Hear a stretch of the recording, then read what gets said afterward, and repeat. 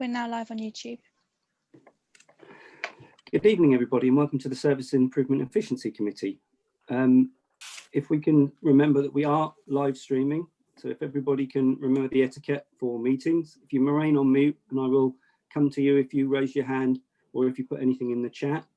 We do have enough officers here to see if I do miss anything, but there aren't too many of you, so we should be fine.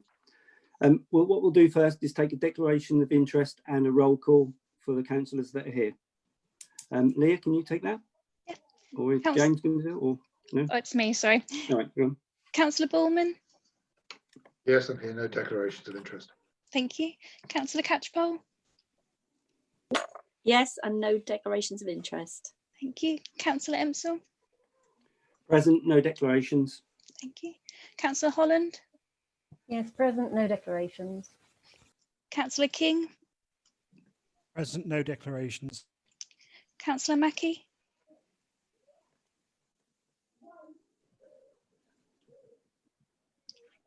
Councillor Mackie.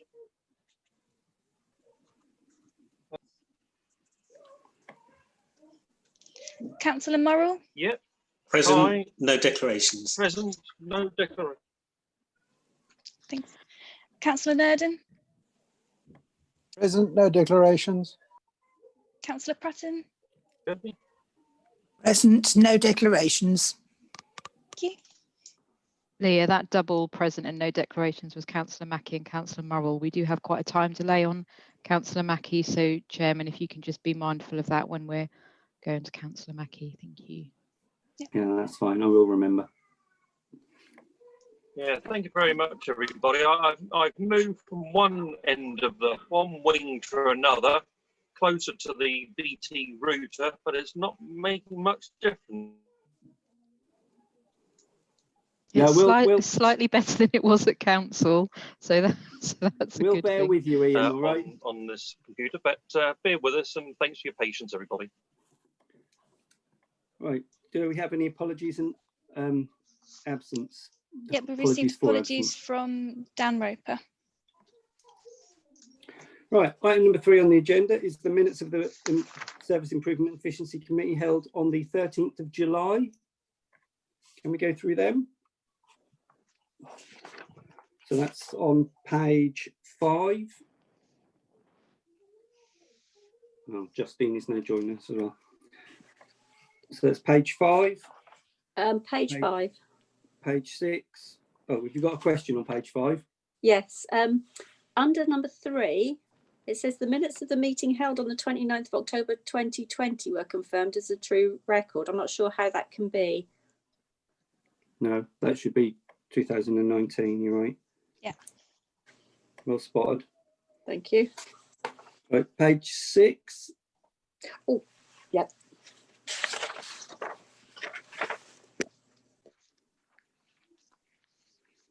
Did you have something else on page 6? Right, page 6, page 7, and then the top of page 8. Can I sign them as a true record of that meeting? Just to show what hands will do. Yeah. Brilliant. All right, are there any matters arising from those minutes that aren't covered in tonight's agenda?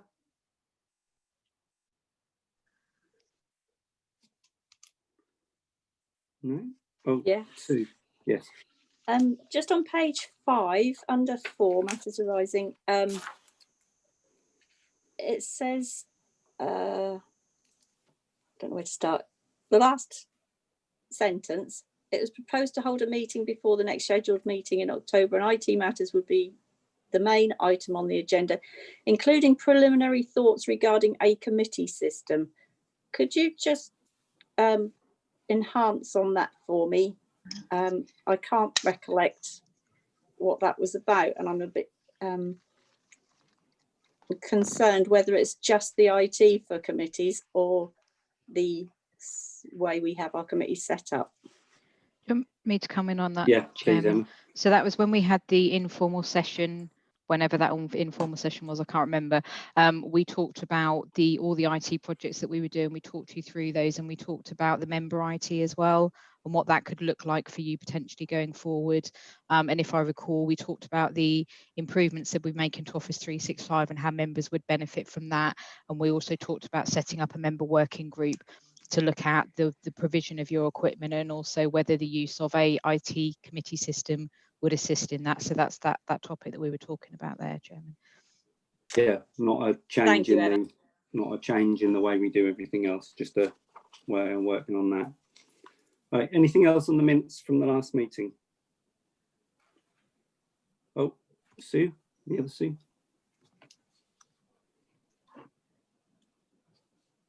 Sorry. Yes, it was just in relation to the working group. I wondered whether that any progress has been made on that yet or not. And if that is in progress, could you just let me know? I would be interested basically in participating in something like that. Yeah, right, that is in the paper, so we can touch on that All right, this evening. Sorry. Right, anything else? No, I will just say good evening to Justine, and we've seen you arrive as well, Justine. Hi there. I'm Tom. sorry I'm late, and as I said before, I might have to leave early, so but I'm here anyway. Hello everyone. Apologies for being late. Thank you.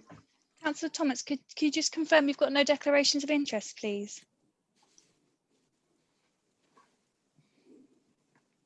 Yes, I have no declarations of interest.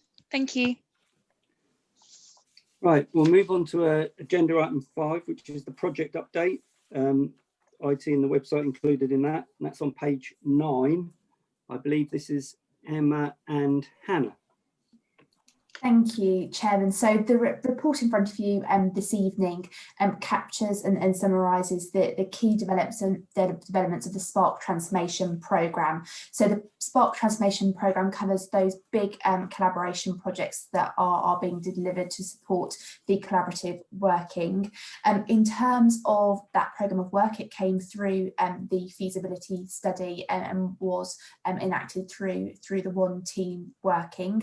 As a result of COVID-19, a number of those projects were reprioritised as resources were moved around, and then there was a reprioritisation of the key projects, which is what you have in front of you this evening. In terms of those projects, myself and Emma are going to focus in on two main elements within there, the IT element and the website element, following on from the informal meeting of this committee. So I'm going to pass over to Emma, who's going to give an overview of the IT elements first, and then I'll pick up the website ones. Lovely, thanks Hannah. So I'm just going to take you through the major projects that we're working on, and we've got Tom Sayer as well in the meeting, should I need him to rescue me at any point or get me back on track with what I'm talking to you about. So the major projects that the team are working through at the moment, firstly is the joint email system. So that will put all of us onto an Office 365 environment, which, as we've talked about in the past, will bring massive benefits to both officers and members in terms of how you can access and use your email and calendar system, and also bring with it the benefits of the whole Office suite, SharePoint included. So the team are working on that. That had a slight slippage due to COVID, mainly because the IT team's resources needed to be elsewhere and get our staff able to work from home, and also we needed to get the supplier up and running and working with us. So we are phase 4, Tom, of that project, phase 4 of 6. Yeah, the phases don't quite work in a linear fashion. So we've completed phase 1, which was the creation of a new single network for the councils. We're currently partway through phase 2, which is the migration of all the user accounts into that new network.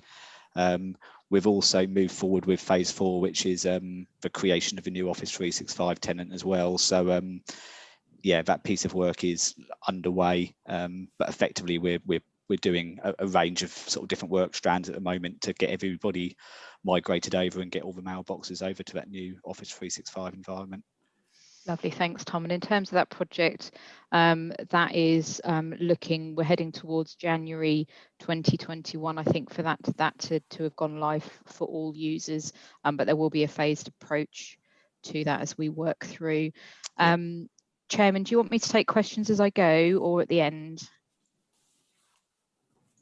I think we'll do questions when we do each little subject, if you know what I mean, where you've got the subject in. So if anybody's got any questions about the email, and then we'll take it from there, because people will forget if we go further on and to start talking about as something that we've talked about sort of quarter of an hour ago. So Okay. David, have you got a question on this?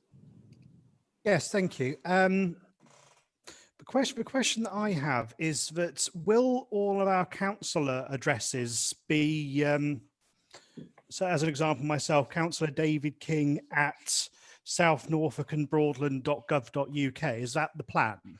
That's correct, as reported through when we took the domain name report through in December 2019, I think it was, we took through.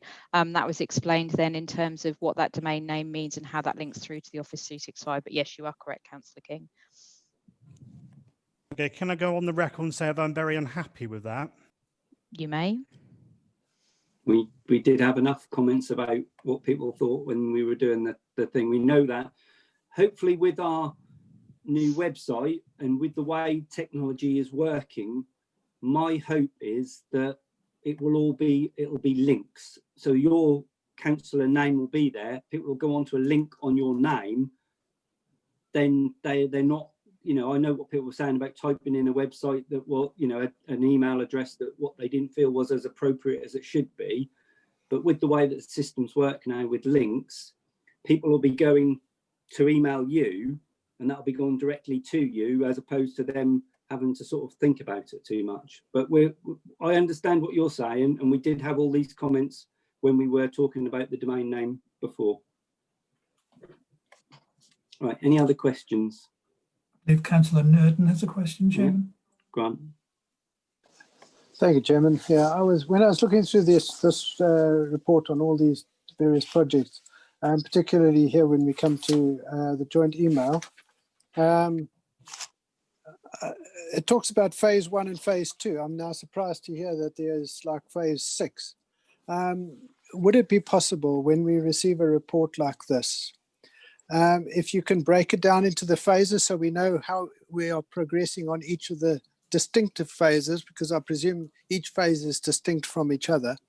So that I think that would be very helpful when we're looking at a report like that, so we know which phases are delayed, which phases are going to be implemented when, and more or less a target date for each phase. If I can just put that in. Yeah, I'm happy to note that, Chairman. Yeah, we can do a bit more on the actual dates of the different phases. I believe Councillor Thomas has a question as well. Justine? Hello, thank you, Chair. Just a question around the delivery date of the Office 365, which I believe we're hoping, or we're saying is going to be January 2021. If there's a delay on that, what will happen in terms of, or what could happen in terms of us continuing to use our current mailboxes, which I believe are just Microsoft Exchange accounts, and getting them out of the BlackBerry Work app, so that, for example, we could use our Exchange accounts on our own device? Because I'm assuming if we're moving to Office 365, there's going to be a new type of bring your own device policy in place anyway, which at the moment there isn't, because we're not bringing our own devices. So a bit of a two-part question. So it's assuming that there's going to be this new bring your own device policy in place. Are we not writing that now in readiness for January? And if we are, if it goes a bit wrong in January and we don't get the Office 365 emails activated, can we get rid of BlackBerry Work and use the Exchange accounts using the bring your own device policy that we'll be using down the line? I hope that makes sense and wasn't too convoluted. Yeah, no, that's fine. And I can see Tom's unmuted. So rather than put my foot in it, I'm going to let Tom answer this one. Okay, yeah, there's a couple of points there. So you're right. We are the Office 365 migration is required really in order to move us off the BlackBerry platform, because that will provide the alternative solution in terms of members' access to email, but also it will provide a sort of a device management solution as well to replace BlackBerry. So that does need to happen before we can move across. I think in relation to BYOD and what members' needs are around IT ahead of that. I know Emma's looking at trying to get some workshops set up, as we've already discussed, around speaking to members to understand their needs in a bit more detail, so we can start to shape that proposal up ahead of January. So I think that's probably the work that now needs to sort of take place, so we get a clear picture around what we're trying to deliver for members above and beyond Office 365 come the new year. I don't know if Okay, Emma's got thanks for anything. that. Quick, can I make a quick follow-up if that's okay? So in terms of, you mentioned the Office 365 and device management, so you put those sort of near enough in the same sentence. So is the plan at the moment that I can only use the councillor iPad with Office 365? Because the nature of Office 365 is, unless you use kind of geofencing or however you want to do it, that I'll be able to use that anywhere.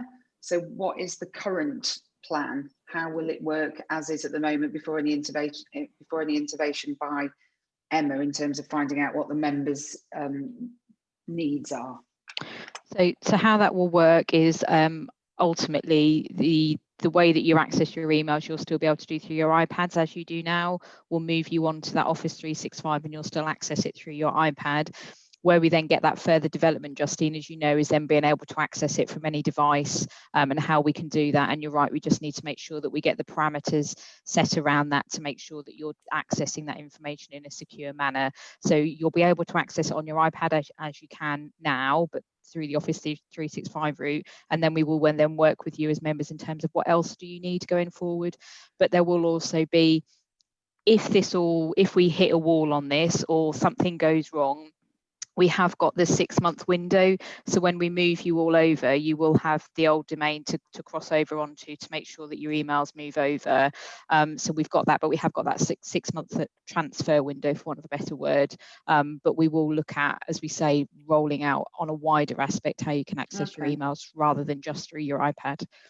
So don't want to hog the time, so sorry, but just one very quick thing then. So are we saying that once we move over to Office 365, in the first instance, we'll be using the iPad? And is that with the Office 365 app then, I assume? Is that correct? Yes, that's correct. Yes, that's the intention, yeah. Great, okay, thanks for clarifying, appreciate Right. that. That's all great, Justine, because obviously we do obviously need the questions which are of a tech nature that I can't ask, but you can. Ian's asked the question about bring your own device. Are we talking about where now we obviously have to use the iPads, that we could use our own other devices to link into the system? So that's part of what we need to look at and talk to you as members in terms of how can we assist you in doing your work in the most efficient and effective way for you. So as an example, as a historic South Norfolk IT user, already being on Office 365, I have my emails on my phone because I choose to have them on my phone and can look at them on my phone. You will then have that ability as members to do that if you wish. So that's what that means, but we need to work through that with you in terms of what will work best for you.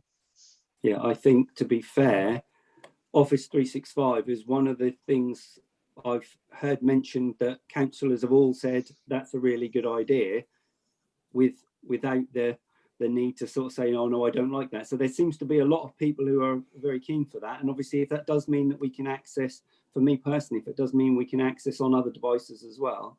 But one thing we do have to remember is obviously not all councillors will have all devices. So we need to know what they've got and how they're going to work. So that's fine. Are there any other questions on that? Sue Catchpole. Yeah, just a bit of experience really. They've introduced the use of Office 365 at the Citizens Advice where I volunteer. And I have to say, I'm not a dinosaur, but I didn't find it easy. It's taken quite a lot of understanding. And I'm a bit concerned there are some councillors who won't have had reason to use this system. Could we start introducing them to it as early as possible and give them as much help as possible prior to January? That's just my experience to date. So just on that, the use of we will vary. We've got 40 I always get this wrong, around 46, 47 councillors, and there will be all the different varying from, I know exactly what I'm doing, I don't need anything, through to, I don't even know how to turn it on and open it. So what we'll do, is we've done with previous training in the past, is probably have, I'll liken it to a math set, have your top, middle and lower tier, and we'll tailor the training to make sure, because the last thing we want to do is give you something that you can't use. So we do know that we need to get some training with this. So don't worry, we won't throw you in at the deep end. I think that is where we've talked before about our failings in our systems. Quite a lot of the time, it's not the machine that's failing, it's the training of the person who's using the machine to get the best out of it. So we do need to be aware of that. And I fully agree that would be good, that some people need a very, very light touch training information, and some people will need to start from basics. So that's really good that we've already considered that. But yeah, I do agree with what Sue's saying, that it would be good if we've got a new system that's a lot better, if everybody could use it properly. Right, any other questions? Okay, I'll take that opportunity, Chairman, just to move on to one network, if that's okay, and then I'll pass back to Hannah in terms of website. So just on the one network, this is, members will recall back in February, we agreed a budget across the two councils of just over 1.6 million investment in IT.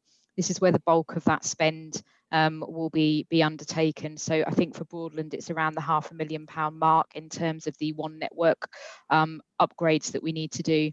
So this is about all of our back office equipment, well, not the back office equipment, all of the servers, all of the infrastructure that all of our IT platforms sit on. This is about upgrading that and making that fit for purpose and fit for the future as well. So where we are with that at the moment, we've appointed into interim roles here. It really encouragingly, we're able to offer someone an internal promotion for 18 months. So that's always a good opportunity to be able to offer someone. And we brought in a technical project manager. They're very much working with Tom and leading on this project. We're pulling together the procurement documentation and specification at the moment, which is, I won't even profess to understand. Tom and the IT guys know that inside out and know exactly what it is that we need to tender for. So that will be a tender exercise that we will work through over the next couple of months, and that will then be a cabinet decision. We're looking probably for a cabinet decision to award that contract in January, and then that work will then start in earnest. So that's the big spend that we're about to enter into, but it will open and unlock a lot of doors for our staff in terms of the way that they can work. So that's early doors project, Chairman, but one that we are imminently going to spend a lot of money on. Right. Any questions on one network? No, can't float you there.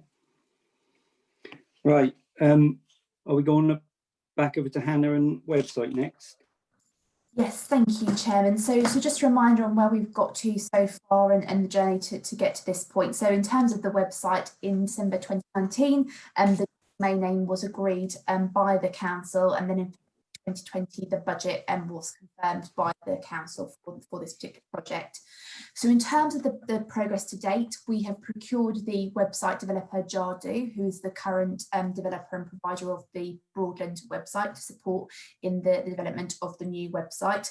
We've undertaken quite significant analytical work in terms of looking at how customers are using the websites, what services they're regularly accessing, and also surveying customers who are phoning up our phone lines to find out why they haven't used the website, or if there's anything else that could be more helpful to support people to use that function. We've also reviewed design principles to support the development of the website, as well as content and branding guidelines, again to support the developers in the work that they are doing. We've had a number of wireframe designs come through from the developers, which is the very early stages of the design phase, which helps us work out what needs to fit where and what key items need to be on landing pages and home pages. And so we've had some initial designs through, which is a more worked up colour design, which again helps us look at initially what design potential could look like. In terms of next steps, we've got a workshop with members on Wednesday, which site committee is a part of, to start to look at some of the initial designs which have come through the developer, to get members' input and steer into those before we start to develop those designs more fully and develop the content to fit with those designs. Happy to take any questions. Right, any questions on that? Remember that we have got I think it's 2 hours on Wednesday, so there will be plenty of opportunity to learn more on Wednesday. Councillor Nurden has a question, Chairman. Go on, Grant. Yes, thank you, Chairman. Informal workshop that Hannah just talked about is on Wednesday. I didn't know about that. And I don't even think I've got it in my diary for Wednesday. Let me just double check. Joint website update that's all it is. It's an update. That's how I've got it in my diary. I didn't know that it was going to be a workshop. The other thing I was going to ask is this is due to be completed in 21-22. I noticed when Emma was talking about the one network, actually under current next priorities, she's actually put September 2020, which is a date I can recognise.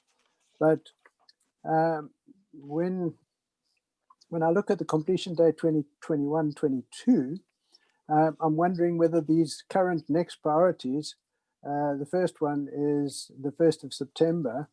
I don't know whether that's 1st of September 2021 or 2020. I don't know. And that's what I would have liked to have a bit of clarity on as to where we're going and what our actual targets are. Happy to come in on that, Chairman. So the dates included within the next priorities are 2020 dates. So this report was pulled together at the end of August, and that's why those key dates in there are related to September 2020. So a number of the actions within there have now been completed, and happy to provide an update on those if required. In terms of the member workshop on Wednesday, there was details within the email invite in terms of what that website session and workshop will cover, which can give members some oversight in terms of what will be covered on Wednesday, if that's helpful.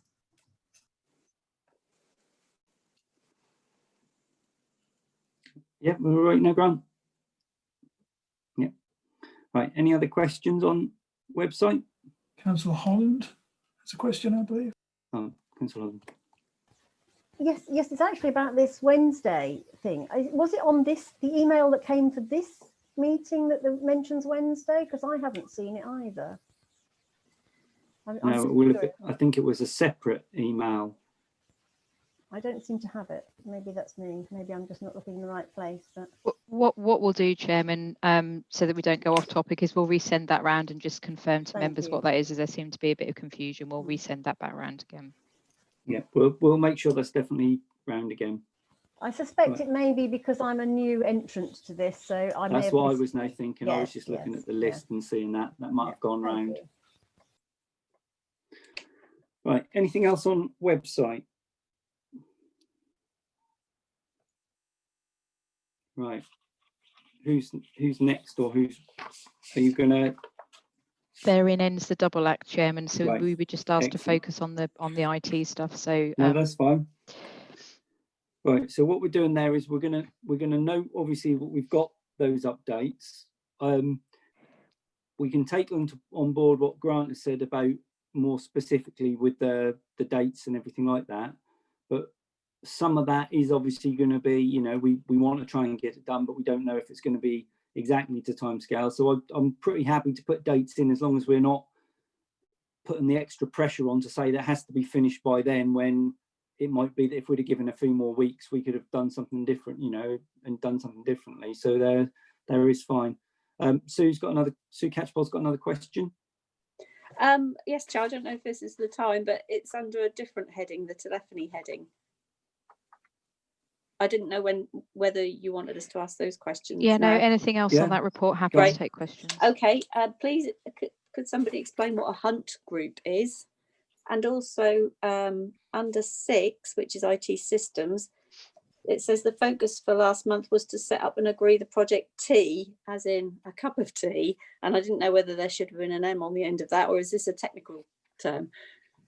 So 2 points. In terms of telephony, the hunt group is it kind of is what it says on the tin, really. It's looking at your team and putting you into a group. So if I'm in a group with my governance team and I can't answer my phone will go to the next person in the governance team, so that when you're ringing, if I'm unavailable, someone within that team will then get that call. And then in terms of point 6, I think we all wish it was a cup of tea, because it would be lovely, but it is team. Thanks, Emma.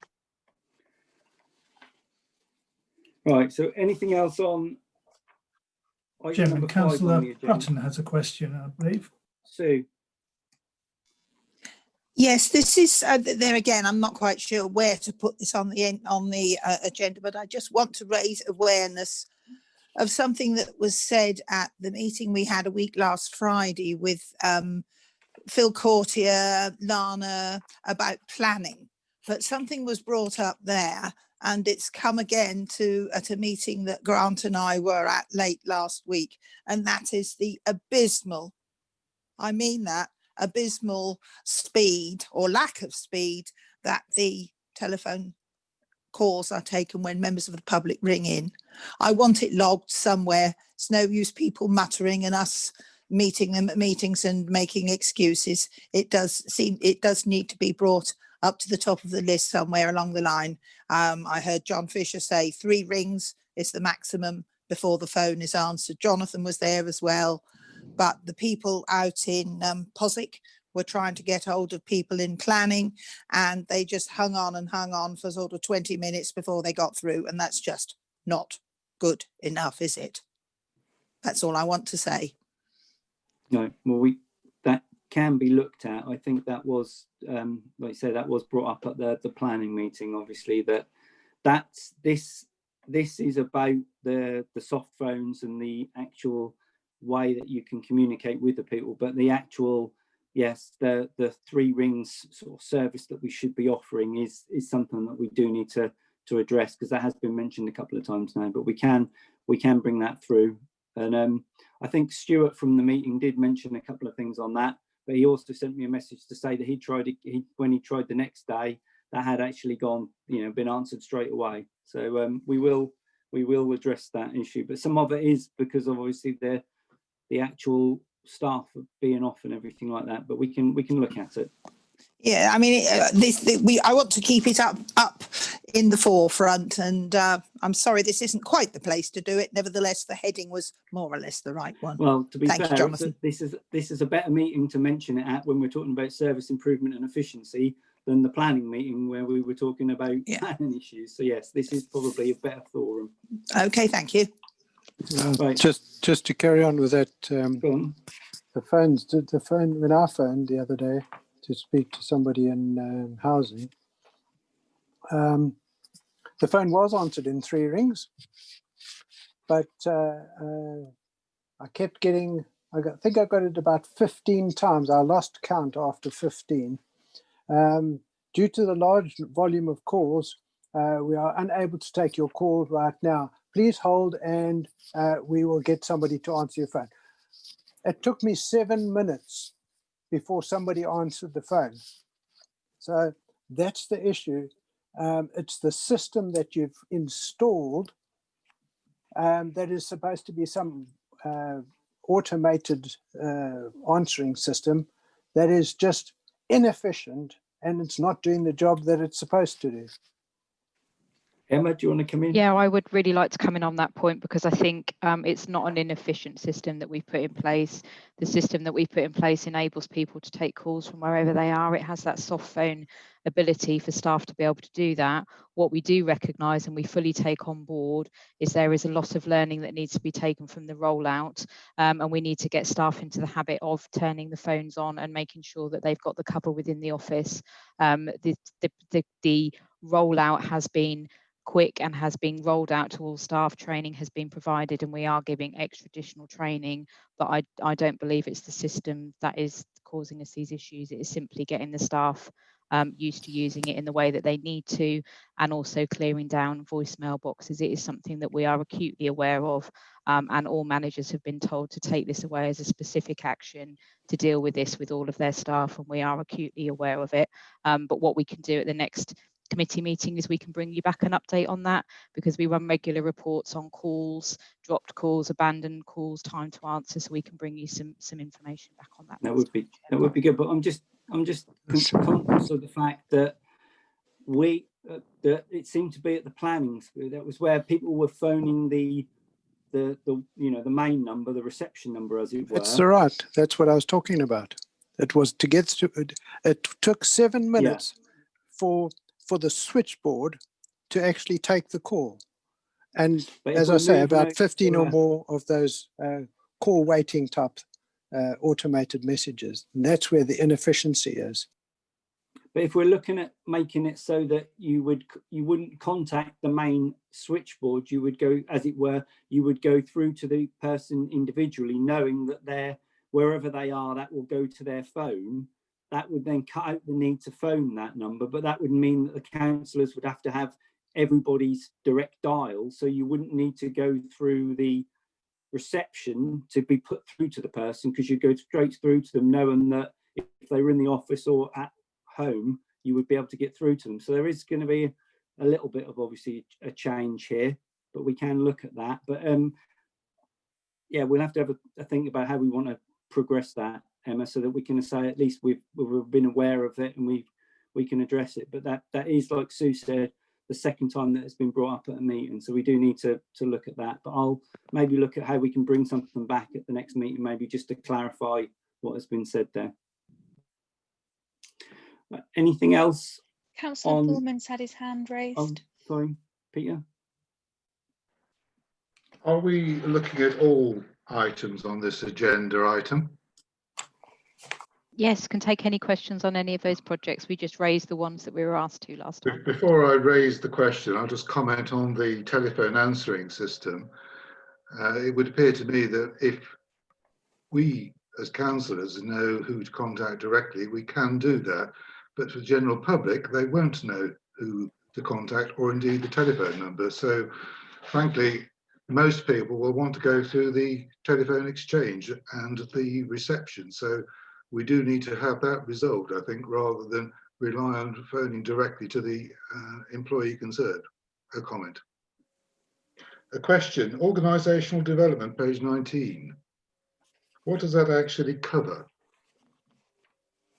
What is it referring to? Then I'll ask my question. So organisational development is about the way that we invest in our staff and how we take our culture forward, how we make sure that every member of staff is the best that they can possibly be, and we're providing the investment for them. It's about training. It's all of that kind of stuff, Councillor. So it's nothing to do with a review of the current organisation? No, it's not. No. Fine. Then I won't ask the question. Thank you. Just quickly, can I just say, obviously, on one of the points that Emma said earlier was about when people are phoning in, we're asking why they haven't been, why they couldn't, have used the website, for instance. And with that, in theory, if we can get people to use the website, they will then see who they need to speak to, and then they can go straight through to that department, which is again where we were talking about the phones all being for that department. So if that person's not there, that goes to another person in that department. So that would be good if we could get, residents to, when they're phoning up, instead of having to go through the reception to the department, to go straight through to the department. And if the person that they are trying to get through to isn't there, that it goes to someone else in that department, because then they're already there. So I'm hoping that that is going to be resolved. Right. I think David had a question next. I think you're being overly optimistic, if I may say so. Sorry, I think Sue had a hand up before myself. All right, Sue. Oh, I was just going to say thank you to Emma for putting together this list of the staff directory and with the telephone numbers on that's in our files, because I'm sure that's going to make our life a lot easier. Thank you. No problem at all. Chairman, I think Hannah wanted to speak. Thank you. Hannah. Thank you, Chairman. Just briefly on the phones, just to come in on that point. So we have 3 members of staff who run the Broadland reception team. In terms of wait times, obviously, if there are high call volumes, that is why there are some times where people are waiting a little bit longer.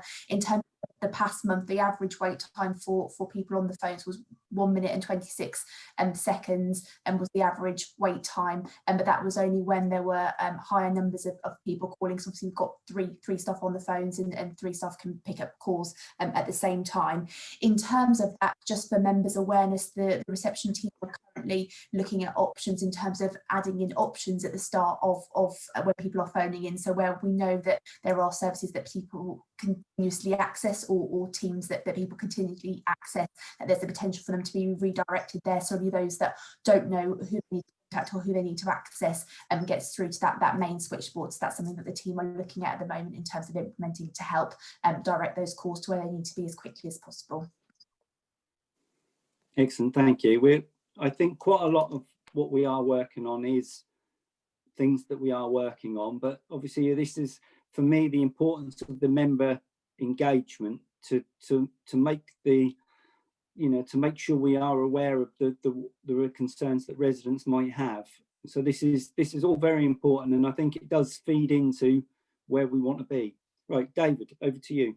So thank you very much. So the first comment I would make is that I actually now ring South Norfolk's phone line more than I actually ring Broadland's, because the chance of being picked up when you actually ring South Norfolk are probably double that of actually ringing Broadland.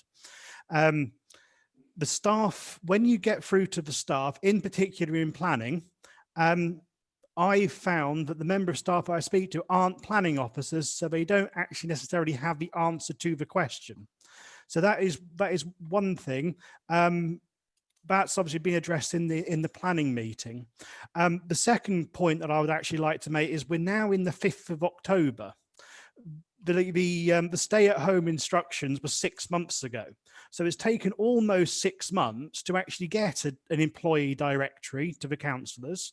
And one of the questions actually asked of myself by a resident, I think it was a week before last, was how much would it have actually cost to actually go over to Argos and buy every member of staff a £10 mobile phone with a £10 top up to actually give them immediate connectivity from the council? That was a question that was asked. I mean, I couldn't give them an answer because it is a logical question. Cheap mobile phones all around would mean that officers could have been contacted directly and not their personal number. So that was just a point that was asked to me, and I don't expect an answer apart from 6 months to actually get the directory. Strikes me as a little bit of a delayed reaction, especially when you actually do have all the list of phone numbers already. Do you want me to come back on that, Chairman, Yes, or do you please, want me to just leave it? So in terms of the directory, I think when it was asked for, the reason that I delayed sending it to all councillors was because we were in the middle of changing the phone numbers over, and what I didn't want to do is provide you with a list of numbers that I then knew was going to come out of date. But you now have that information. In terms of going out and buying everyone a mobile phone, that's not in line with the plan and the IT investment strategy that we had. We were able to roll out soft phones to those in huge demand at the start. The IT team worked really hard and got those that are on the front line and needed the ability to answer the phone from wherever done within 6-7 weeks, which is remarkable. We have then rolled that out to the rest of them, and it's now in place. Hindsight's a wonderful thing. I think if you'd have said we'll all still be here where we are 6 months ago, we probably wouldn't have thought that. But I think the team have worked well in line with the IT strategy that we have in place. So I'll just leave that there, Chairman. Thank you. Right, any other questions on agenda item 5 or any of those projects Councillor on the list? Holland, I think, has got a question, Chairman. Sue Holland. Yeah, Sue. Yes, sorry, I'm not even sure if this is the appropriate place now, but bearing in mind all these changes and the idea of the email and the 365 and so on, related to members, does anybody know when you are planning to put together a working party or have some input on this? Because if you're talking about January, I'm just a bit concerned that we're getting awfully close to January. So, is any more update on that? I'll come on to that on the next paper, if that's all right, Do you know what? I knew I'd got the wrong paper again. I thought You're fine. keep missing it. Right. For agenda item 5, we've just got to note the contents of the report. and obviously that notes the progress that's being made with the transformation project. So can we just have a show of hands to say that we note that project? Obviously that will be a moving feast coming forward. I think that's everybody with their hand up. Excellent, thank you. Right, moving on to agenda item 6, which is the new ways of working. Emma and Hannah again. I don't know which one of you wants to start. I'll start, Chairman, on this one, if that's all right. So we're trying to split the talk in between us so that you don't get fed up with the same voice all the time. So what you've got in front of you is a bit of a mixed report in terms of kind of looking back, recognising where we were. So section 2 takes us right back to the country lockdown, which in some respects feels like a lifetime ago. So section 2 tries very much to give you a picture of all the work that was done to enable the teams to be able to go and work from home, to make sure that they had the equipment that they needed, and to make sure that we could still continue to drive things forward. So we talk in there about the equipment that we gave staff, that we went from 71% of our workforce being in the office to about 12%, which is a massive shift. We talked there through about the upgrades that we made to the remote access system to enable people to access the systems remotely and securely. We talk in there as well about the video conferencing and our love of Zoom, and how that's developed over the past few months. And I think reflecting back to the first council meeting we had on the 1st of April compared to where we are now, I can actually breathe through these meetings now, whereas I think on the 1st of April I held my breath for the whole 2 hours, hoping and praying that it was going to work. So I think it's worth that bit of reflection back on how far we've come as an organisation, because I think all credit to the staff, actually they've really embraced this and we have moved mountains in that time. In terms of the current position and where we are, a lot of our focus is on our well-being of our staff. Working from home has its benefits, but for some people on a long period of time can be detrimental, and we need to make sure that we look after our workforce and we give them the right balance. So we're doing a lot of work with our staff on that. As we've talked about in the previous report, we're doing a lot of IT investment still to really make sure that we have that agile workforce. And we're learning all the time on the virtual meetings and how we make sure we get that in a good balance. And it's little things like building in your travel time between meetings, because otherwise you can feel like you're on the screen for a long part of the day. So it's about educating the workforce and making sure that you have that break from the screen. So there's a lot that we're doing with the workforce there. At the moment, we're looking at longer term considerations, and as members know, we've secured locations because teams are really keen to be brought together. So we were about to start encouraging more staff back to the office with a designated place of work, not Monday to Friday, embracing that kind of agile working over the working week. The Prime Minister then changed tack again and said, no, you're back working at home.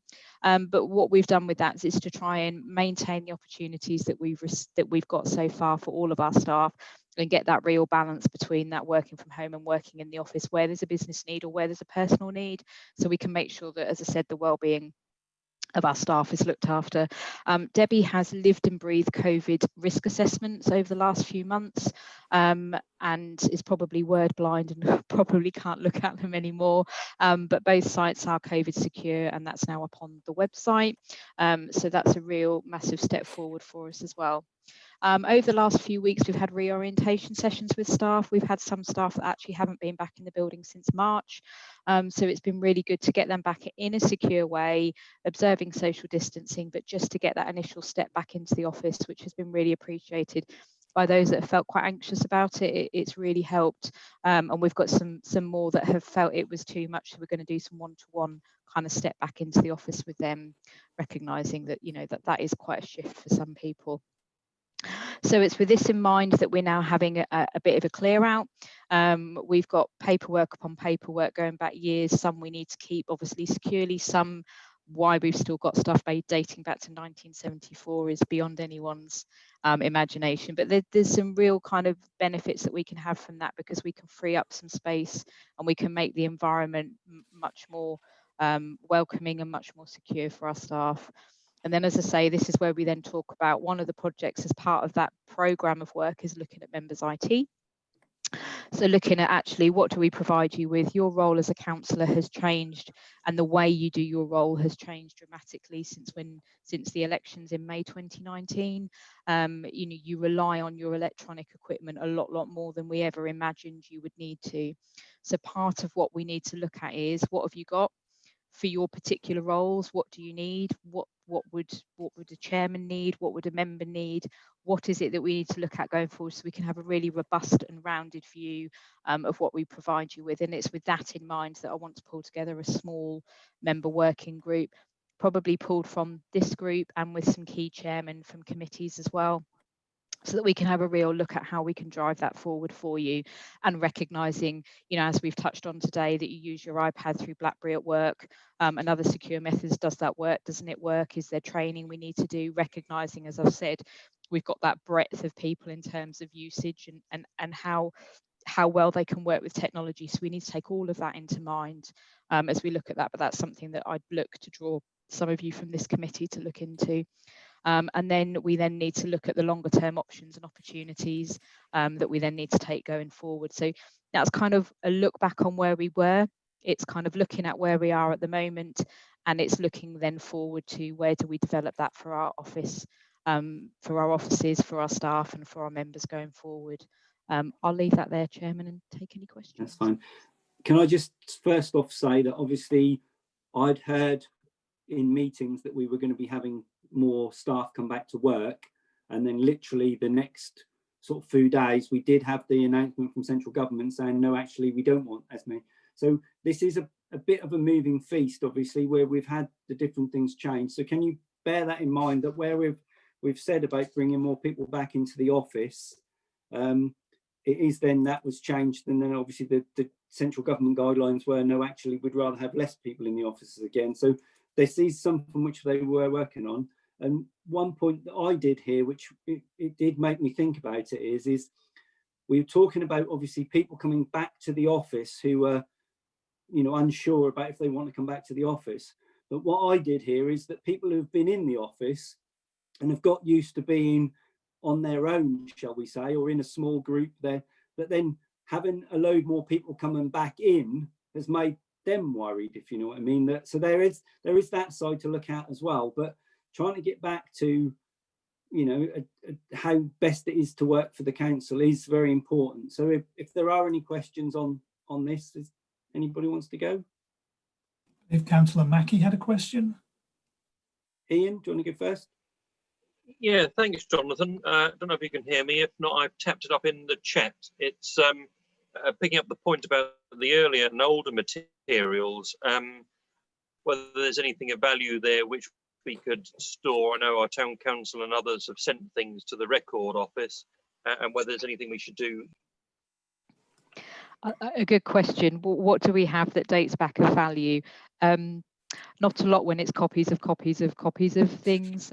So we tend to have paperwork that is just copies of things where we need to keep that. So we have a document retention policy. So things that we have to keep legally for certain amounts of time, then we will keep that, and we'll look at the best route to do that. So that will be on a case by case basis. Those documents that I flippantly referred back to 1974 with some crackers of some things we found that had been photocopied that for some reason someone wanted to keep for prosperity, I guess. But we do have, in all seriousness, we have a document retention system that we make sure we manage stuff, and we don't want to get rid of stuff that we don't want to get rid of, but we want to make sure that we keep everything in the best format. Excellent, thank you. Lovely, thanks very much, Emma. I think it's going to be things like old minutes and those decision making and any sort of documentations that may well be related to development of new estates, Thorpe, Marriott, Dussondale, those types of things, which would be of historical. It sounds like so you've got it covered. Thank you. All right, any other questions? Sue Catchpole. Thank you, Chair. I've got a note on my meeting notes or on this report that it's a question that I probably should have had an answer to a long time ago, but just realised I haven't. If a member needs a Zoom meeting with an officer, how is it arranged? So the officer can set that up for you and send you an appointment. It is as simple as that. If you just let the officer know, they can arrange that for you. So now we've got the phone numbers, but is that best to do that by email? However you wish to do that, email or phone, and they will sort that out and get that set up for you. That will not be a problem. Okay. So supplementary, really, has that been happening? And it was just me being daft, or is this something that all members might need to be informed that they can do? So I've talked about the meetings I've had. I've had quite a lot of Zoom meetings with councillors, whether that be formal committee meetings or informally. So it's something that it's as easy as a phone call to set up. So it's really straightforward. So speaking from personal experience, I've had them with councillors, and I think Hannah and Debbie are nodding as well. So feel free to book them in, Sue. Okay, and you think that all members would be aware of that? That's my question, really. I would hope so, yes. But we can obviously reconfirm that if we need to. But it's a way of, it's about thinking, isn't it, in ways of, normally I'd come in and have a face-to-face. Can I do it over the phone, or do I need a face-to-face Zoom meeting? It's just thinking of different ways of being able to have that conversation when we're in the environment that we're in, and using the tools that we've got at our fingertips to enable that. Right. Okay. Thank you. Any other questions? Councillor Baldwin had a question, Chairman. Peter.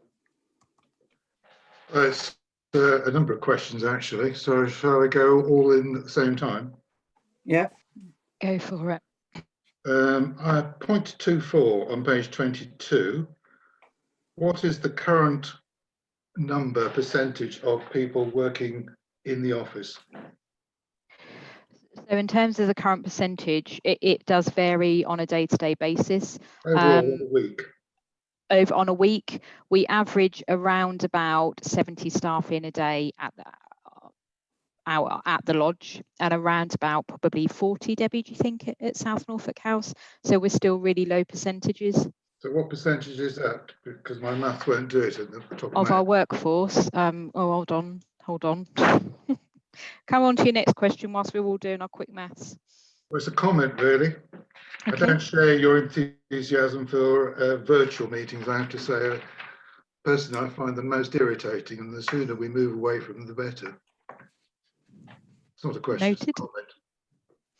I particularly find council meetings particularly frustrating when we have to have a recorded vote for every single item we seem to vote on. Isn't there a better way of doing it than that? Not at the moment with the way the legislation is written. We're hoping that things will develop to enable us to do that. But at the moment, unfortunately, a roll call is the way that we need to meet the legislation. And in terms of your other question, about 14% of the workforce. Can we have a monthly report on that, please? I would be particularly interested, so it saves me asking the question if you do that as a matter of course. Well, we don't have these meetings every month, but you can. We could make a note of that. We can't produce the report every month.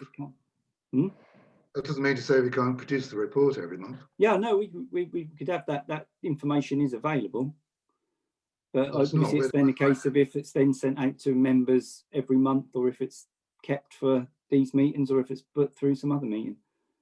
Well, I would like to see it on a regular basis. Emma will have a think about that. You might have to speak to Sean and Trudy about when they'd want that sort of information going out to all the members. Well, I want the information, so it saves me asking it for it. I'll take that away, Chairman. All right. Any other questions, Peter, before we go to David? Yeah, I do know you're next, David. Tell me a little bit more about matching personal preferences for working with the business need. How have you assessed business need against personal preferences? Okay, so in terms of personal preferences, we've asked each and every member of staff to tell us whether they would prefer to be a dedicated home worker, a dedicated office worker, or home enabled, which is a kind of a bit of both, best of both worlds. What we've then done in terms of business need, we've had areas, so there's certain jobs that you need to be in the office for, because at the moment they're extremely paper based, and to do that from home would not be achievable.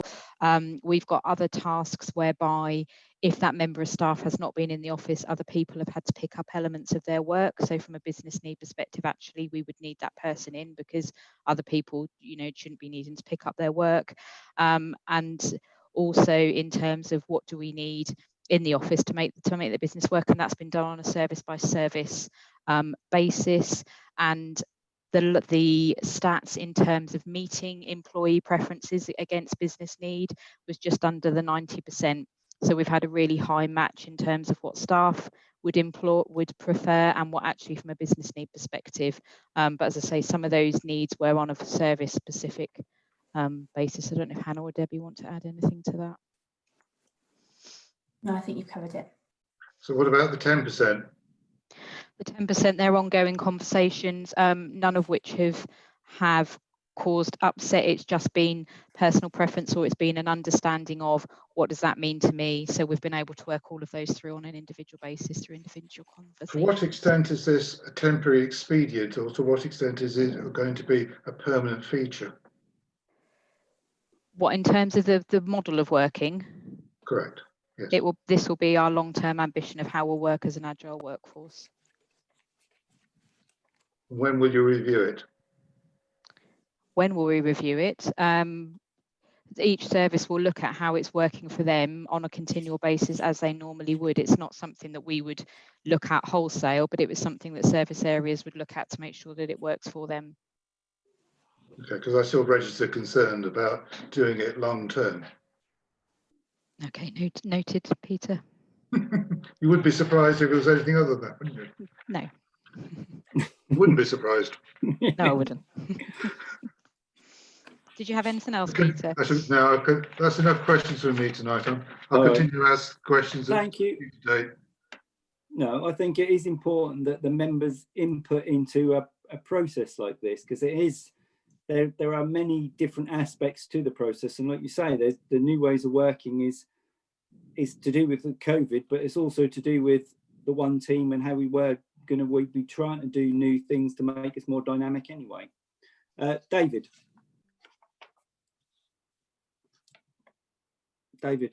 So mine's more of a personal comment for myself.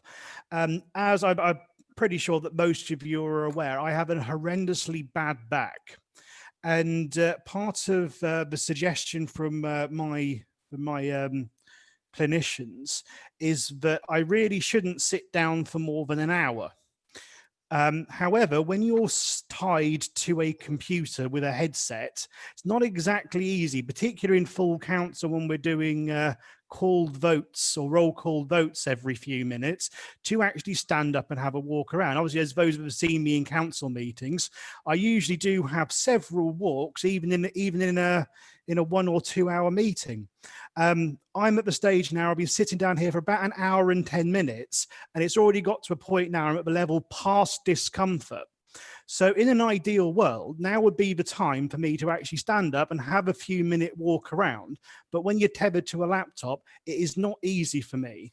When we had the full council at the beginning of the month, you actually may have noticed I actually signed off at the start of the pink papers. The reason being is I could not sit down for another second, and we weren't giving a break.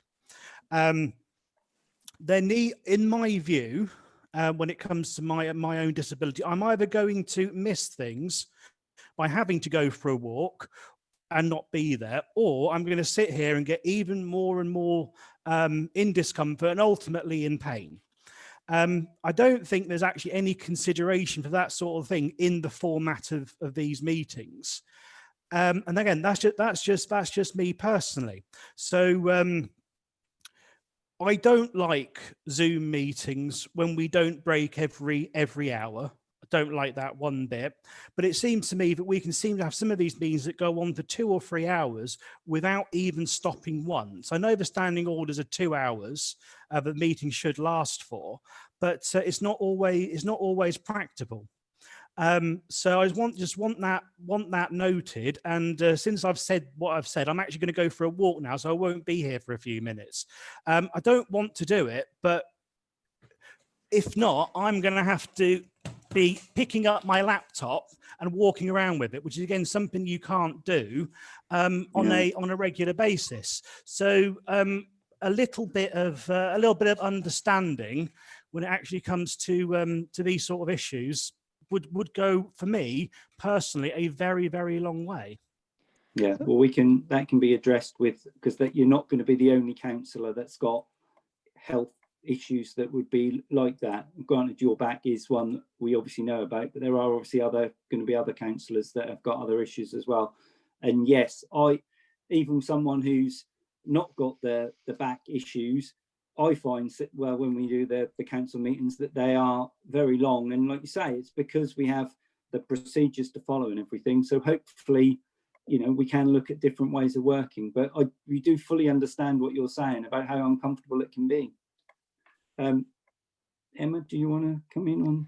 I mean, the only thing is, I mean, as officers, we fully understand quite often we can be tied to these all day, and I'd quite like to get up and have a walk every now and again. What we do try and say to the chairman is never go over the 2 hours. If we get in towards the 2 hours, you must have a break. I would also urge people to, what would you do in the council chamber if you were to get up and stretch your legs, then get up and stretch your legs. But if it looks a bit funny, just turn your video off. As long as we know that you're still there, then that's absolutely fine. Walk around and stretch your legs.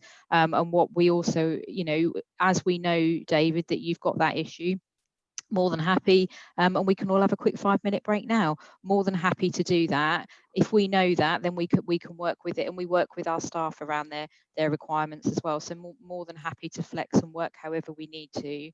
And please shout if you need a break when we're going through. That's completely fine and acceptable. So happy to finish this item and have a 5-minute break. Right.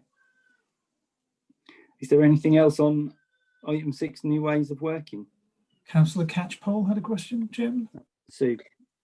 Thank you, Chair. 3.17 is a short paragraph.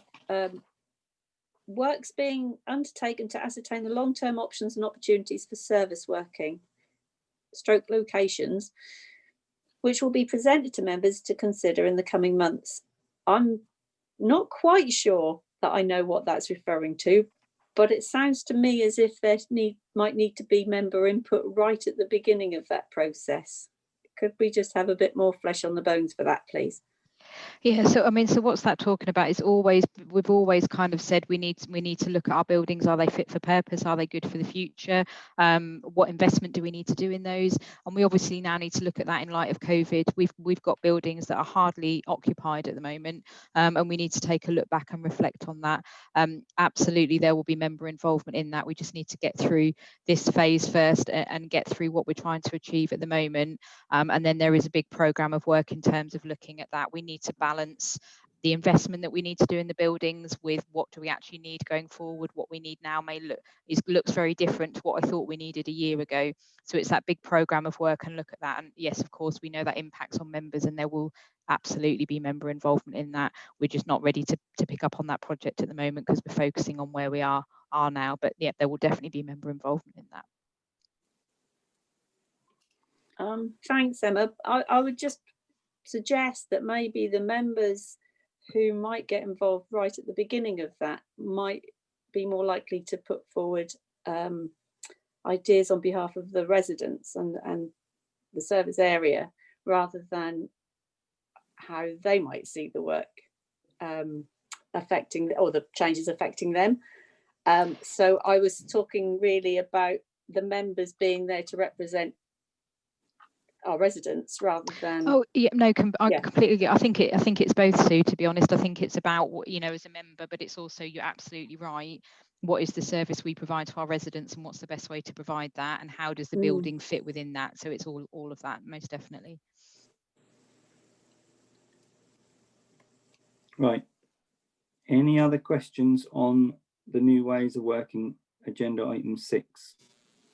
Sue, Prun. Yes, it goes along with what David was talking about in his bad back, for which one can always sympathise.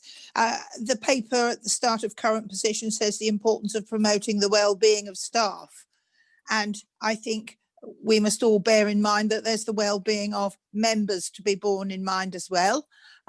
For example, I think I'm attending 7 meetings this week, one way and another. I think 5 are on behalf of BDC, and they're all at home.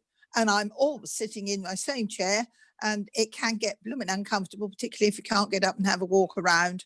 And I think that also needs to be acknowledged, you know, that we, the members, in terms of our age and flexibility and all that sort of thing, we too must have our well-being borne in mind. Just a statement. Thank you. Yeah, I'm sure the officers are thinking about, when they have the meetings, about member involvement and how that works as well. So I'm sure they are. Any other questions?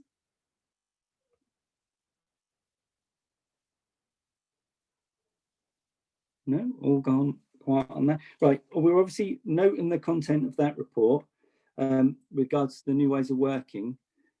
There is a lot of information there. We don't know obviously how things are going to go on the next couple of weeks with the national picture. I'm hoping that in Norfolk we do stay relatively safe and the levels are low, so there aren't going to be any massive changes for us, but we obviously know that things are still happening throughout the country. Like Peter says, I really do miss the actual coming into the office and going to the meetings and everything like that, and it does seem to be that it's been a long while, and I would love to see us go back to meetings, but then that's not going to happen until we can be sure that there is a level of safety that all councillors are going to be happy with. And bearing in mind that a lot of our councillors are older, they are a risk group, so we have to look at that. It would be, I do believe that some of the parishes were doing meetings, and I think that was being, you know, considered, are they making the right decision? And that is obviously up to the local parishes. But at the moment, I agree that it would be lovely to meet up in person, but we are still on the Zoom because it's the safest option for the members. So if we can all note the contents of the new ways of working report. Councillor Bullman's raised his hand. Oh, Peter. Every single parish council meeting that I attend, bar one, is now done in person. We seem to manage that quite satisfactorily, including having members of the public. Could we not emulate Westminster and have a partial virtual meeting and a partial meeting in attendance? We will see. Right, can we all show our hands for the noting of the new ways of working, which is agenda item 6?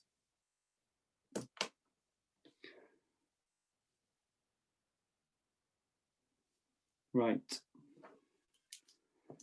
All right, I'm now conscious of the time and also conscious that David wanted us to have a break. I think he might be having his break though. So as we've only got the one agenda item left, I think we will, as David, I'm sure, is having a break now, I think we will go on to agenda item 7, unless anybody thinks, well, Ian's got a meeting at 7:30 as well. So can we go on to agenda item 7, and then we'll bear in mind the need for the breaks at our meetings in the future, and we'll do that for him. So I think agenda item 7 is Sinead and Mel. Yeah, so I'm going to take this one, Chair. Right. So hopefully it will be a relatively quick one. It's more of an update, really. So the report that we've got in front of you looks at our new approach to strategic reporting. So this is strategic performance, risk and finance reporting, which we're going to start using from Q2. So that will be later this month.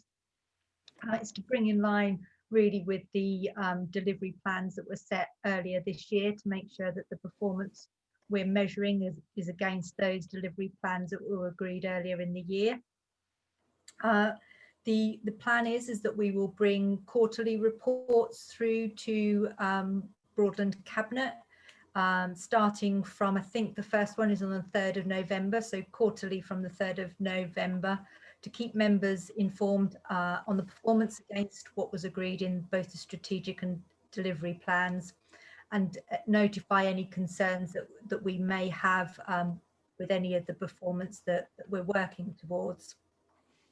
So the new report is going to be made up of a couple of different sections. So there'll be a cabinet report at the beginning, which will be kind of an overall arching dashboard that sort of shows the health of the council at this point. And it will also bring anything that we want your particular attention to. So this might be any issues or risks or something that's not looking good, but also evened out with things that we think are great news stories as well that we want to make sure we share with you. Attached to that cabinet report is going to be more in-depth annexes, so looking at the performance to begin with. So that's looking at progress against our delivery plans. We're trying to make it a bit more contextual this time, so sort of telling a story rather than just giving you graphs and figures. So including some case studies, including what's happening locally or regionally, so we have some comparison, so we know kind of what we're doing. Is it good? Is it in comparison of what the regional context looks like? That's going to be kind of a bulk of the report that's going to come through. The next section is around strategic risks. So we've taken a new look at our strategic risks. So you'll be aware that risk policy has gone through various cabinets and councils and audit commission over the last few months. So that's now been agreed. And as part of that, we've now drafted our strategic risk register, which will be shared as part of that Q2 update. And the last part of that will be the finance section. So this is the part that will look at any funding gaps that we have. We'll look at the overall position of the council, plus looking at the capital revenue and reserves budgets, and again highlighting anything that we need to bring to your attention.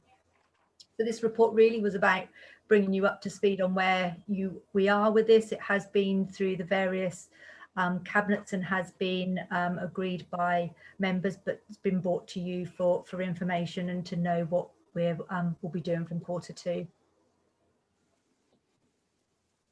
Does anybody have any questions? Oh, Grant, do you want to go first? Yes, thanks, Chairman. Just a comment. I did proofread the reports that we were presented, and there was one other typographical error that wasn't picked up by Sue, because she picked up both of the ones that I had picked up. But what essentially I would like to do is to reinforce the message that these reports are in the public domain and they reflect on the council. And I cannot stress enough the importance of actually proofreading these reports. The other thing that I wanted to also mention is, because they are out in the public domain and the public and our residents have an interest in wanting to read these reports, that they should be drafted in such a way that the ordinary person can understand them. They're not in local government speak, so to say, where we use lingo that members understand. And I mean, even some of our members didn't understand what hard something or other was earlier. But that is what I would like to stress, is that we need to be as plain English as possible when we're writing our reports. And the second thing, of course, is to proofread before they actually get put in the public domain. Thank you. Anything else from anybody else on the strategic performance? No, Mel, you got off lightly there. Can I say I think that the things that I like the sound of is things like where we compare, because as a council, where we talk about, you know, how we're doing with, you know, that it's to do with how we're doing in Norfolk and also how we are doing overall. And I think I saw some reports recently, obviously to do with COVID, about how councils were coping with it.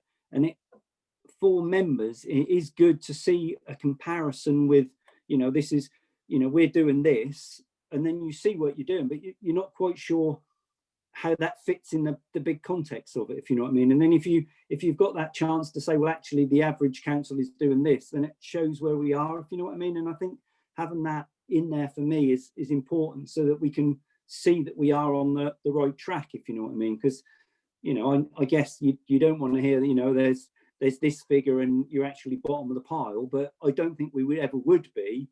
But just to have that clarification that we're, you know, up there with the best of them does lead me to think that that's for members is an easy way. And maybe that goes on more on what Grant is saying, that to have a look at something and see where you are in comparison with the rest of the country does give you a very clear indication of if you're doing it all right or if you're not. So that might be where Grant is coming on, that where you have something, you want it to be a clear way of looking at it and saying, yes, that's the figure, but what does that figure mean? And when you then can then look at it and say, well, actually, you know, 90% of the councils are doing this, but we're ahead of the game, if you know what I mean. That does give you a good feeling, and then residents can understand that as well, because in essence, it's the residents, you know, they're paying into the council with the council tax, and then if they can see how we're using the money and it's working right, that does look good. But overall, I'm sort of waiting just to see how things are going to go, and I think I'm going to be quite impressed with it. Any other questions? No. Excellent. So we're noting that report as well, and then do we see it? That'll come through the normal process now, will it? So it'll go through. Yes, Sinead's nodding. That'll go through the normal process now, so we'll see it through as it goes through. Right, excellent. So we're noting the current position in terms of the treaty management risk and finance reporting. Can we have a show of hands for that? Excellent, thank you. And now item 8 on the agenda is the work programme. Our next meeting is in January. We will just continue on with, at the moment, the updates that we've been having from there, because obviously we've got all the support programme work in there. Does anybody have anything that they really want to see come through this committee that they don't think is going to be covered? Sue? Thank you, Chair. I'm just wondering, I wouldn't like to see our environmental considerations being pushed too far down the priority list.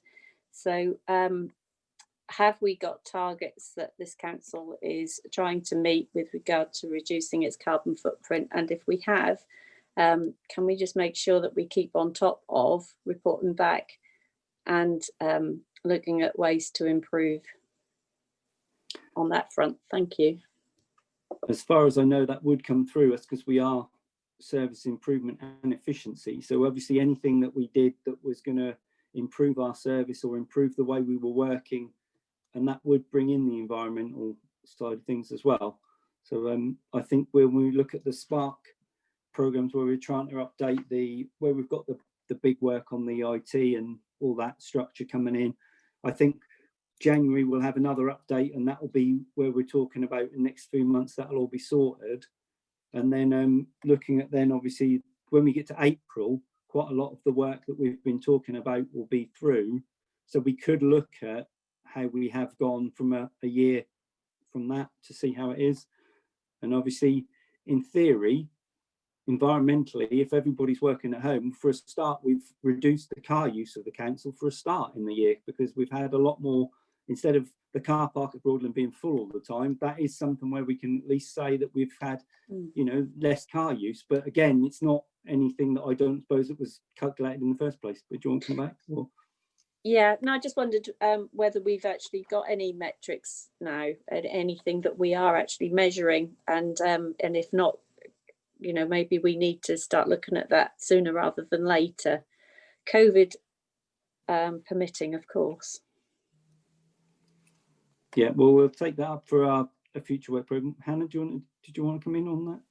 Yeah, just to say that I think that would be picked up by the Environmental Excellence Committee, because you've got the environmental strategy, which obviously been agreed by councillors and captures a work programme, so that oversight would be picked up through that committee. All right, excellent. Are you on that one as well, Sue? No, I'm not. But if we were going to be pedantic, perhaps we could, on SAAC, look at the improvements we could make as opposed to the policies that we want to make. All right, we'll have a look at it. Right, anything else? Right, I'll make that. Oh, sorry. Mine. So it's just a very quick one, and I wasn't quite sure where to fetch it up in all of these discussions. When looking at the home working policy, obviously now we're starting to move into the colder months, and for those people that are now going to be working from home more, they're obviously going to have larger heating bills. Now, obviously, I know there's some offset with them not travelling to work, but how has that been thought about as far as the home workers are concerned?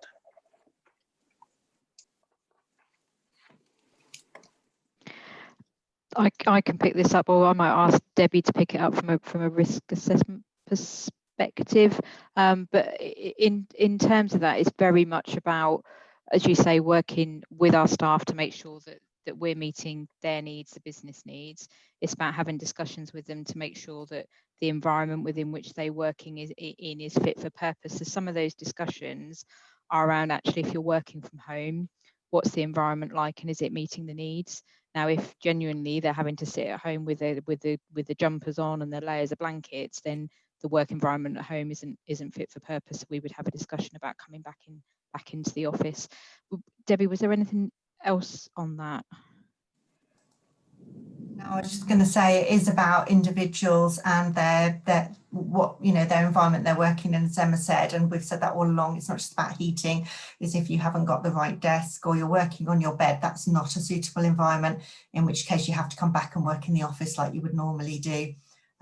So yes, and obviously in terms of the offices and the risk assessment there and the heating, we've maximised the fresh air inputs and things like that in accordance with the guidance.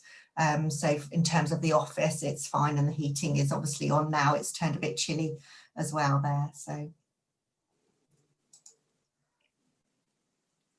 any other questions?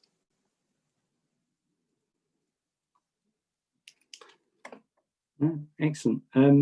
Thanks everybody for attending. I know we are going to have quite a lot of things changing over the next couple of months with obviously the new systems in place and everything like that. For me, it's very important to have the member engagement, so that when we do change systems, we do not get to that point where we have a new system and then all of a sudden all the members start saying, I don't like it, it doesn't work for me. The input that members have is very important to know. We're just trying to make it so that we can be more effective councillors. And I think this is important, that we then have things like the website and the email and everything working for us as best we can.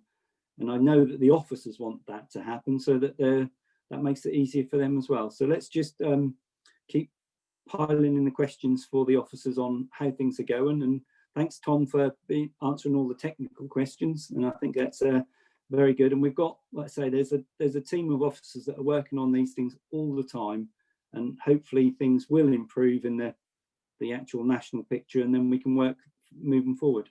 So if there's no other questions on that, I will close the meeting at 7:30. Thank you.